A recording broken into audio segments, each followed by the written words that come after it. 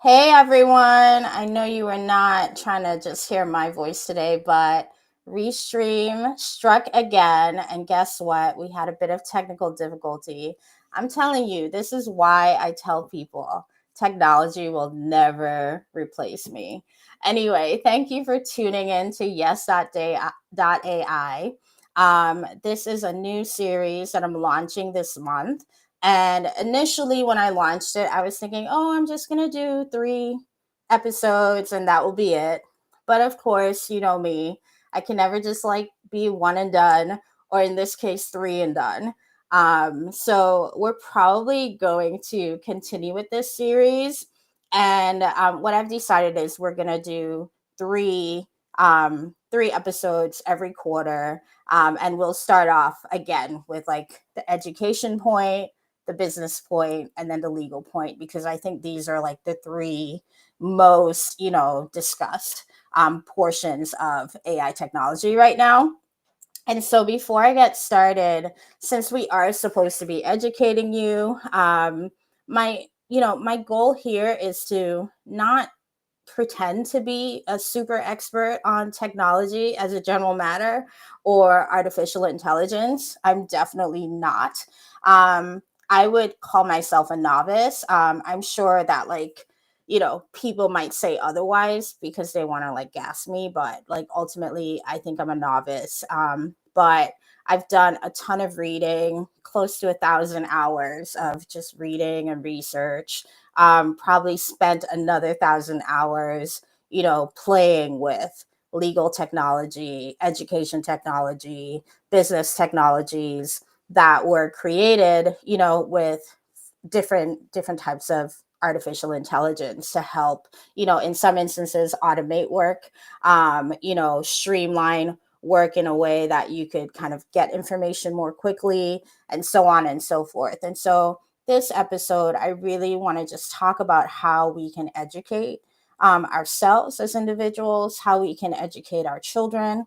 For the children, for the Gen Alphas and Gen Zers, like you can educate your parents, who maybe like don't want to try, because I think at every level of society we need to be talking about artificial intelligence, how it's impacting us at every level, how we haven't considered it could impact our lives, and frankly, like how we can curb it, and do we even want to curb it? And that last one is probably, a bit controversial because, I think a lot of times when we're looking at anything new, there's this desire, as humans, to want to limit, anything that's new. We want to kind of remain in the status quo, and that's not usually beneficial from my experience. Just as a human, I think every time you tell people they can't do something, they want to do it more. I think historically we've shown that every time we've tried to limit what people can do, like at some point there's a breaking point, right? And I think right now we're at the breaking point for artificial intelligence, and so on. And so before we get started, I really want to define, you know, artificial intelligence, and kind of start from there because I think it's important that we all start from the same place. I want to thank, Sherrina for agreeing to be in the program, but she had some technical difficulty. And so we'll do an episode together later in the year on this subject as well. So, you'll see her later, but we'll just move forward. And so, artificial intelligence refers to the simulation of human intelligence and machines that are programmed to think in air quotes, learn air quotes, make decisions in air quotes. And the reason why I'm doing that is because I want to be clear that the language that we use to define technology, and the processes that the technology ultimately create for us, or streamline for us, or automate for us, like we need to really be careful, I think, about anthropomorphizing it. And and that's a big word, that's a mouthful. Like machines aren't people. That's what I'm trying to say. So we need to not use action words, or nouns or anything, any word that could make you, forget that they're not humans, because they aren't. They're machines. They don't have blood. They can't think on their own. They don't have feelings. Yes, they might be able to simulate feelings. Yes, they may be able to simulate thought, but they're not actually thinking on their own. And I kind of want to get that out there. And so there are two types of AI. There's this like narrow AI, which they refer to as weak AI in techdom. And this is designed for like specific tasks, whether it's like virtual assistants, spam filters, facial recognition, right? And then there's general AI, which is supposed to be strong AI. And, right now, they're still saying it's a theoretical form of AI that can understand and learn any intellectual task that a human can. This type doesn't exist, right? And I'm glad that like technologists are being honest about that, at least in, when you read theoretical research.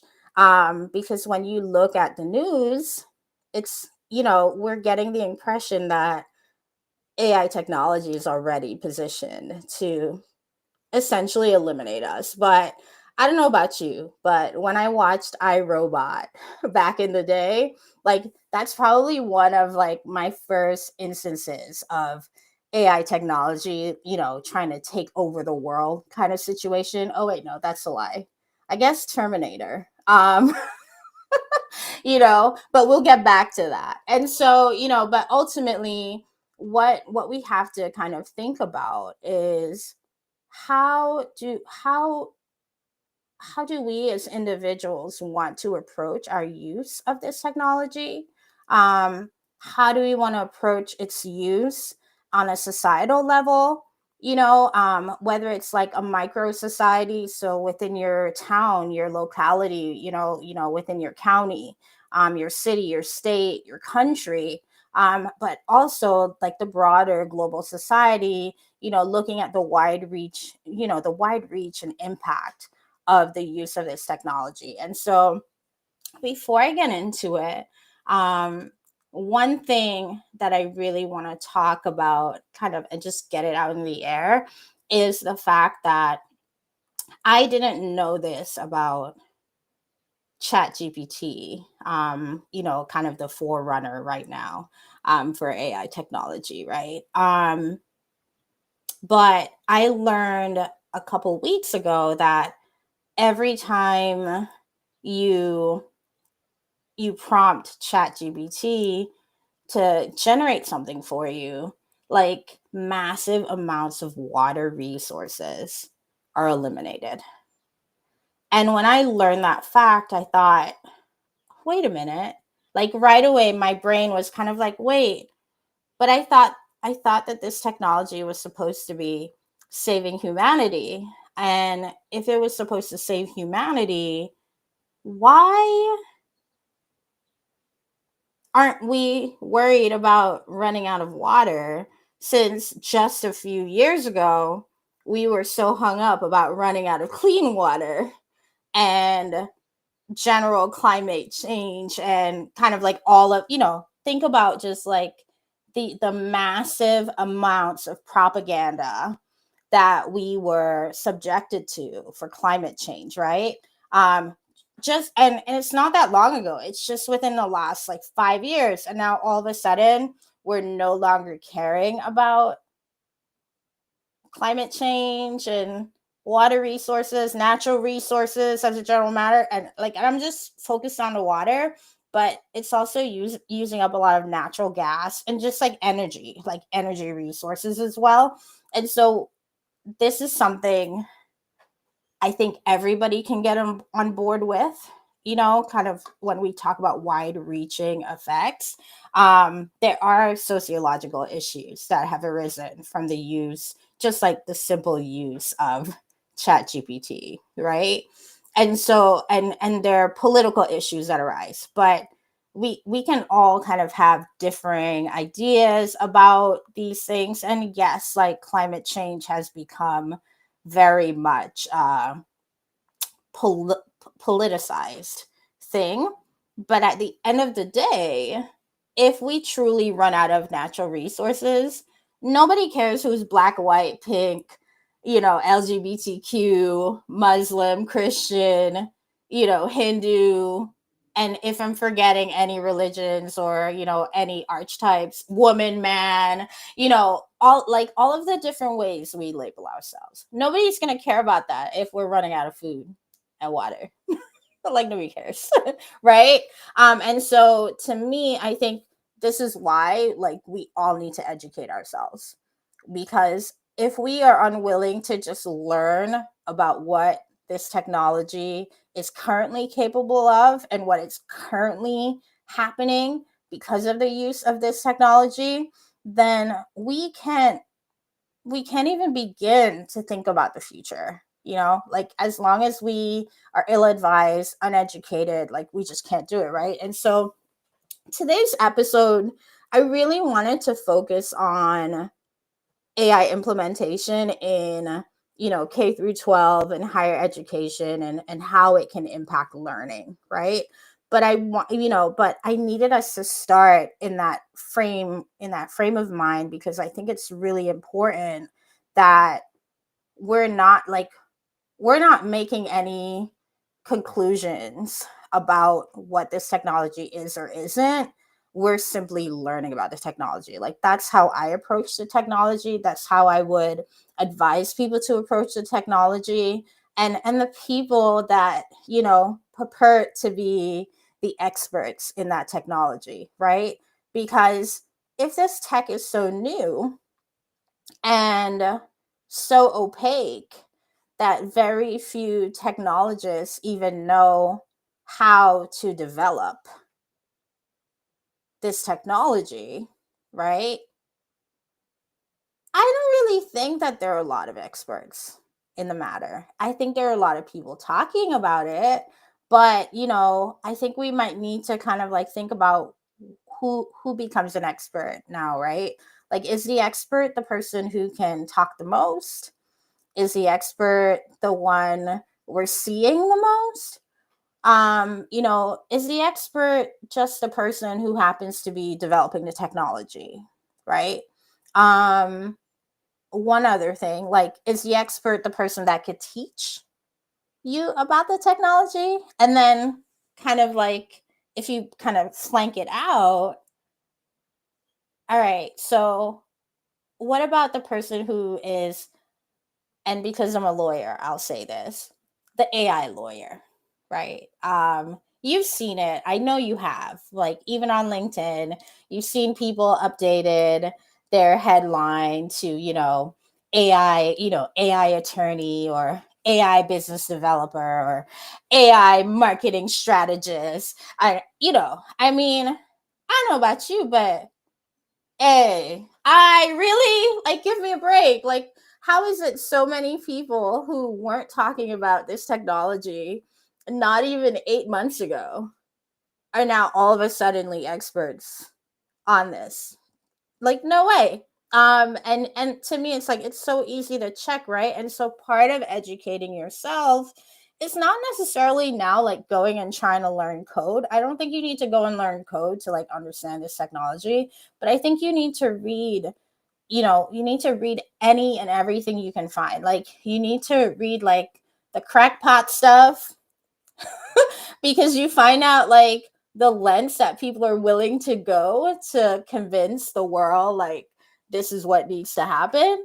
um as well as the people, and those are the AI boosters, as the book the AI Con, calls them that, AI boosters. These are the people like you can't go any wrong with AI. Like they can only look at it in like a positive light, right? And then you have the people who are like the doom and gloomers. AI, AI is the worst thing ever. People aren't going to be able to think anymore. The fabric of society is destroyed. This super computer is going to come and like take over the world. And it's like, guys, you haven't even created general AI yet. which is just in like it's all theoretical. And so we're creating this hullabaloo right now on both ends of the spectrum, supposing that this thing that is in a very distant future, if you've been really using the technology and, continuing to maintain critical thinking skills, it's really hard for you to think that what is happening is truly going to replace you as a human, unless you just have a low sense of self, you know? But like, if you have, I think even somebody with like a third grade education shouldn't be worried. And the reason for that is it's like you just kind of have to understand what's happening, right? And as long as we understand, like, we're still programming machines to do things that we want it to do, then it's not really artificial intelligence in the way that we have been conditioned to understand artificial intelligence to be, based on, and when I say condition, just look at all of the films that have been released over time where there's, even a hint of artificial intelligence included in it. Like, it's framed in very like hyperbolic symbolism that just doesn't, like, it doesn't compute in reality when you kind of look at, and I'll just say it, when you look at the people that are at the forefront of it, the people that are included in the process, it's a very limited perspective. And if we're already moving from a really limited perspective, I think the doom and gloomers, as well as the boosters, to use the AI cons words, like, y'all need to sit down and just stop, because when I hear you, all I hear are salespeople pretending to be technologists and experts. That's what I hear. And so, moving right along, AI implementation in education. So, I was hoping Sherrina was going to be here so that, I could just ask her that question, because she spent more time doing, work in K through 12 than I have. Like, I was in K through 12. I actually never taught in kindergarten through 12th grade, but I actually was talking to one of my friends who you met a few weeks ago, Iris Walsh. She was our administrator mommy on one of my other lives, you know, about how she felt as an administrator, as somebody who's not only teaching, at the K through 12 level, but also training and developing teachers, as an administrator in her school district. How did she feel about, the impetus of AI technology being used on a more full-time basis within a classroom setting?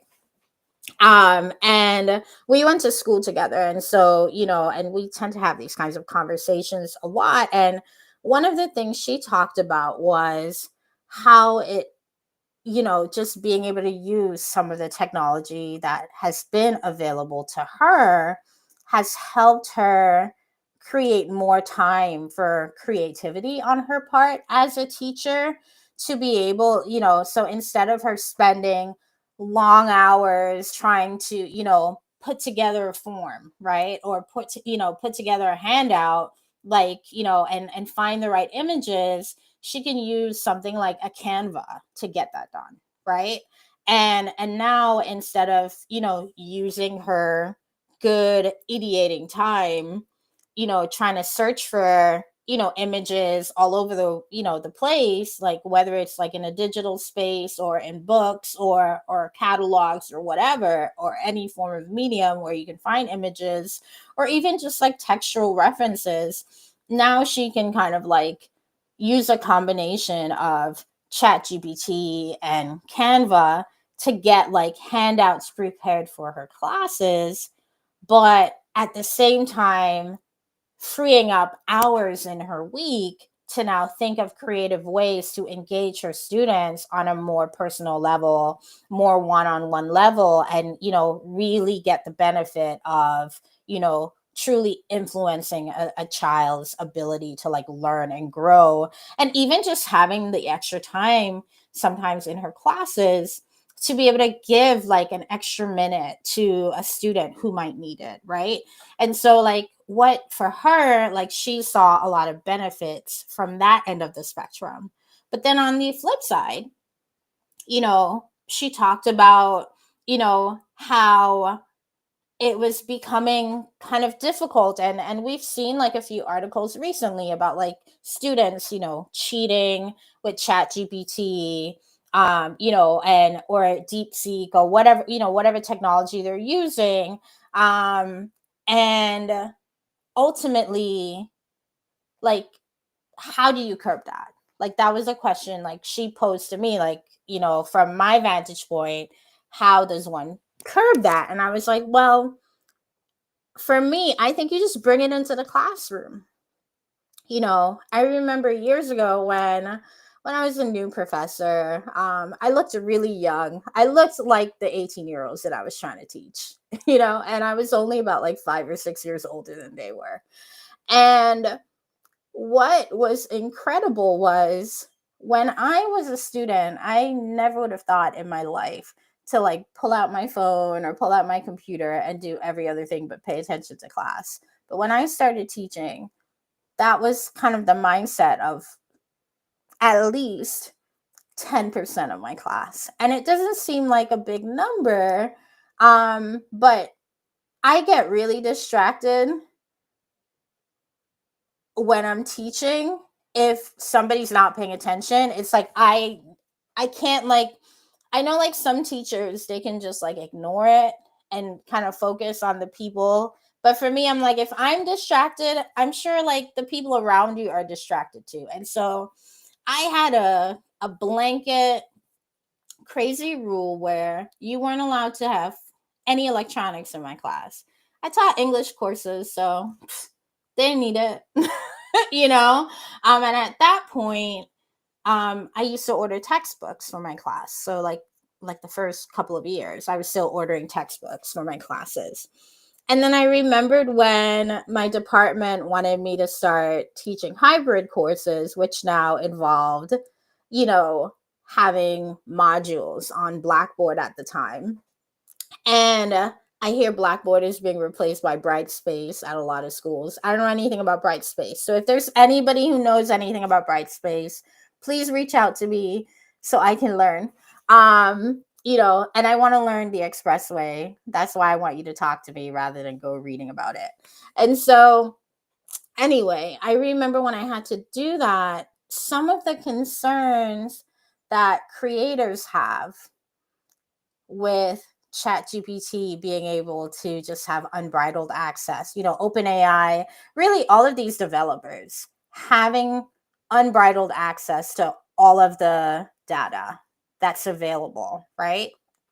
Speaking of education, in order that they can educate their large language models to help save the world, they must not have to pay for licensing, just be able to, it's like if you publish a book, they don't have to ask your permission.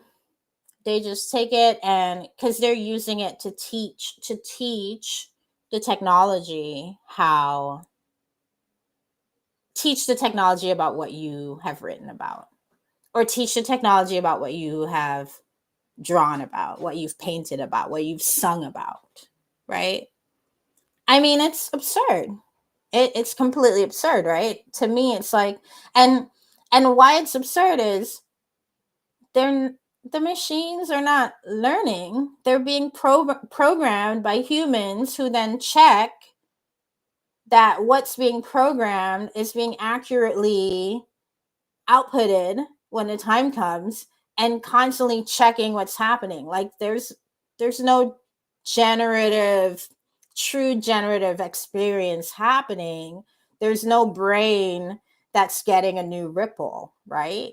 And so for me, like it's such a good fiction, but that was the thing that I remember I think it was like 2014 when my department chair was like, "Oh, Aubria, we're gonna want you to like start doing like a more hybrid course setting.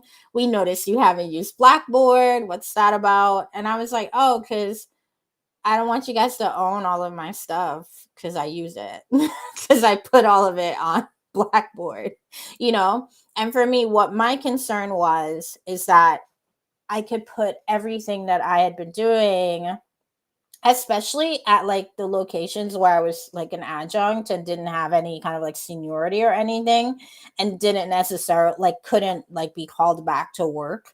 Like I could work one semester teaching hybrid courses, and now all of my material could now be used by anybody in their department who wanted to use it, right? And so at that stage in the game, I was like, absolutely not, I'm not doing that. And so I didn't use Blackboard for like yeah, like the first like 2 to 3 years of my teaching.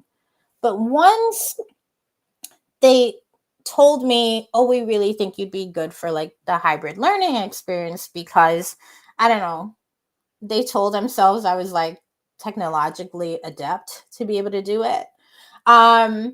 Here I was now as a noob, still a noob teacher, um, with this issue of, okay, if we're going to be doing a hybrid course, I'm going to upload all of the text that I plan on using into Blackboard. So now my students don't have to buy books. And now, under copyright law, I could do that because I was a teacher pulling text specifically for learning. I wasn't distributing it, I wasn't trying to sell it, I wasn't repackaging, I wasn't making additional income from it, right? Like it was a true educational purpose. And then something else changed about me because now I was doing this hybrid course. My really crazy blanket rule of no technology in the class was no longer viable. And so I started just using other forms of technology in the class as a result, and encouraging my students, like, sometimes a student might ask me a question and I'd be like, you know what, I don't have that answer top of mind, but just Google it and let's see what we find, you know? And that made people not want to be on their phone as much or be on their computer as much, because it became this kind of like interactive setting. And when I say like they weren't idly on their phones, like they were often looking for an opportunity to be able to engage the class in these new ways that I was, coming up with to really include them. And so when I think about AI technology, and specifically, the chat GPTs, the deep seeks, and every other type that's coming out, right?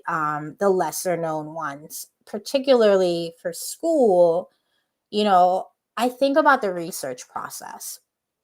And so when I was a freshman, the research process involved me going to the reference section of the college library and looking at actual books and copying pages. That was one. That was one option. Um, or trekking, to the local library for, because some local libraries where I live have actual prime resources in the building, and like being able to go and like review actual, get close enough to a prime resource to find something, right? um and then like I mean, I haven't done research through those systems in a while, but then I remember when you would like try to look up articles, like scholarly articles for your papers. It was an absolute nightmare because you could read an abstract that little blurb, for those of you, who are not sure, that little blurb you get about the article before you read the article, to make sure it's like a viable article. You could read a blurb that told you, oh yeah, where you're like, oh yeah, that's going to be good for my research project. And so like you pull the article and then you get stuff and then you compile like all of your articles, and the abstract doesn't clearly explain what it is you were really looking for. Like basically the abstract tells you, yeah, like this is a go.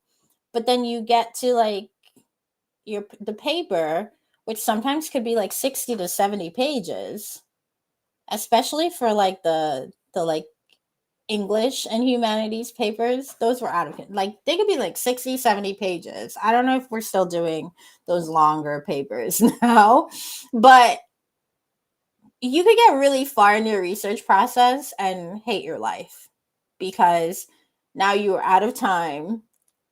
This article wasn't as good as you thought it was going to be, or 10 of the 20 articles that you need on your works cited page are complete trash.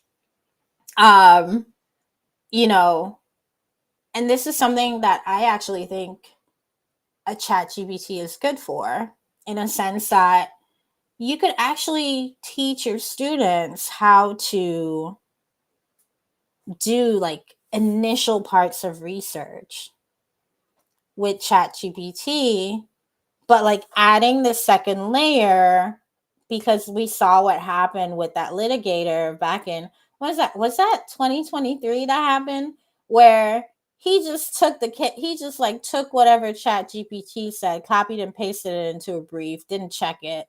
I mean, do you know how bad you have to be as an attorney to do that? Like, I know people like blame chat GPT in that sense, but like I blame the human. Like, do you know how terrible you have to be at your job to just say, "Oh, you know what, chat GPT can do it"? That's absurd. What? Like, you're not gonna fact check? I mean, all of us think we're experts about everything these days, you know? I mean, and like this is a little bit off topic, but this is how much people think they're experts, and I kind of want to bring it to you. So, I have spent like way too many hours at the doctor's office. I know like everything about my body and about certain, kind of common things like diabetes, all this stuff. I don't have diabetes, thank God. But I go to pick up some juices and I say to the person, "Oh, I wish your citrus drinks didn't have so much sugar." And they were like, "Oh, well, it's natural sugar." And I was like, "Well, that doesn't matter. It has the same impact on your body." And then this person begins to like try to like argue with me, and I just got quiet because in my head I was like, I'm not going to argue with you. I had this conversation with my nutritionist. I know I'm right. I know I'm right about this situation, so I'm not even gonna bother like arguing, right? And so like if we're willing to argue with humans, we need to be willing to argue with the machines that humans created and are developing. Like, you like blind trust? Come on. Like, we've had too many warnings. Like, it's 2025. No, we're not doing that, right?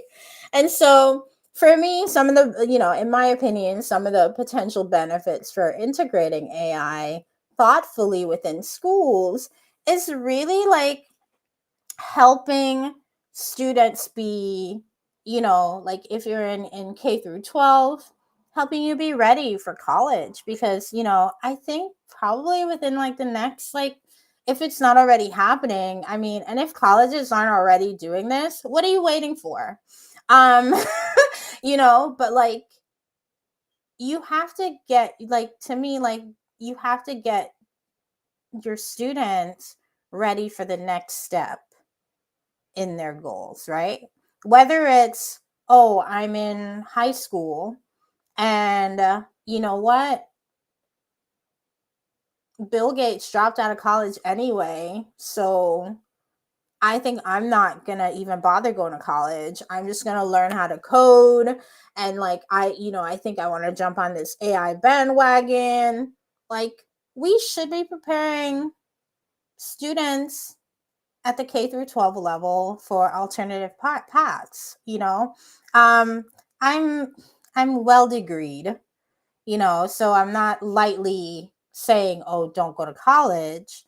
And like, frankly, I always encourage people to go to college because I think for me, college was more than just about the degree. It was about networking. It was about, learning how to talk to people, you know, learning how to think outside of myself, learning how to engage people in a meaningful way, learning about different cultures in a very closed setting, you know. Um, I think those are the skills that we really downgrade and degrade in our society about college. Like, and and no, I didn't do like an Africana studies degree or anything like that, for people who were just inappropriate. That assumption that like that's all black people do in that setting, like, I was a chemistry major. I was like, and I actually was a chemistry major for 3 of the 4 years I was an undergrad. And then in the fall of year 4, senior year, we discovered that I had enough credits to double major as an English major. So I just declared it, and some other minors. And so to me, it's like, and the reason I'm saying that, like, that helped me broaden my scope, just taking different types of courses. And then the people that you meet in those courses, and like hearing how people think about things, hearing how different people think about things, hearing how people that you thought were similar to you are actually very different from you, you know and kind of learning values and value systems, and just creating a level of awareness that you can't have, right? And so that's my pitch for why you go to college.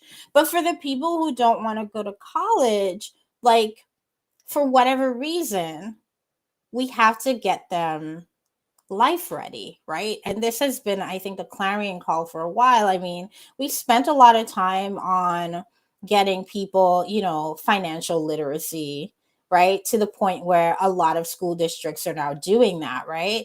But it took so long, such that, like, I'm a millennial, and most millennials I've come in contact with, even some of the people who are making the most money, don't have the level of financial literacy that you need to just be able to like make it through your daily life, right? And so, like, I don't want that for kids that are growing up now, like, with respect to AI technology. If big business and big tech and big government has decided this is an important thing, we need to prepare our kids to be able to function effectively and efficiently in a society that's obviously not currently considering how our behavior can impact their life. And so that, for me, that's what I think about. I think that, and that's like one of the like policy concerns that I think about. It's okay, like, are we actively trying to set the the people that are supposed to be the future up to fail, right? And so that's why I think we really need to think about what our goals are, in creating technology and using technology and streamlining the use of the technology. you know it's one thing to say you want to save society by creating a thing, but if your creation is causing more harm than help in the short term, why should I believe you that it's going to help me in the long term? Right? Like, if you're already using up massive amounts of money, And we'll get into that in other episodes, because I want to spend some time kind of doing more research and unpacking and coming back with some data. But I think we need to be more strategic as educators, about how we use the technology in the classroom, and really helping students be more engaged in it. And for those of us who have those policy concerns, being actively involved in your school boards, right? And making sure that proper training and development is actually going on at every level within your school districts, I think is really important as well. I think we've gotten very far as a society, and specifically within American society, where you can just kind of go through life not being involved in what's going on politically, socially. You can get very far. You can kind of ignore most of what's going on with you, especially if you live in a larger city in the US. But that's not helpful for you in the long run because ignoring a problem doesn't make it go away. And by the time you decide to pay attention, you realize ignorance really isn't bliss, right? And so if you showed up today thinking I was going to be talking about M dashes, and I just want to say it's a miracle that I made it that far without saying M dashes. And I've said it twice. I will not say it again. That's not that kind of party here. Like, I didn't plan on speaking alone today. But, God has a way of making me do stuff I don't really want to do.